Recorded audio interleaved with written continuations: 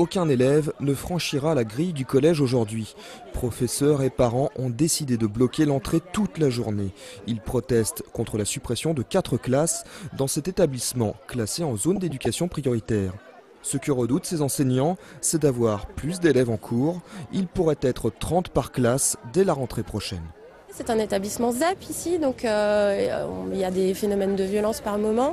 Évidemment, dans une classe à 30, ce phénomène s'amplifie par rapport à une classe à 24, ce que nous demandons, ce qui était normalement la norme en ZEP. Un tiers de ces élèves seraient en grande difficulté scolaire. Pour combler leurs lacunes, l'établissement met à leur disposition 60 heures de soutien. Mais cette aide va diminuer à la rentrée avec seulement 20 heures d'accompagnement.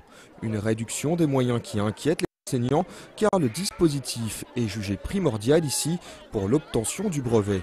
L'an passé, 71% des candidats ont réussi l'examen, un score proche de la moyenne nationale. On ne pourra pas maintenir un taux de réussite au brevet comme celui-ci. On a connu des années plus difficiles, avec plus d'élèves par classe, où on a été à des taux de réussite qui allaient jusqu'à 48% de réussite au brevet.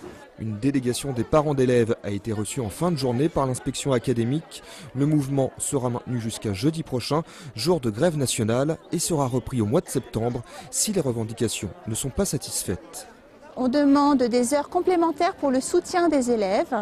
On demande des personnels pour la vie scolaire de ces élèves, donc les encadrer et éviter les actes de violence. La contestation pourrait gagner d'autres établissements à Argenteuil. La Fédération des parents d'élèves appelle d'ores et déjà à une journée morte le 3 mars prochain. Objectif, bloquer toutes les écoles de la ville, de la maternelle au lycée.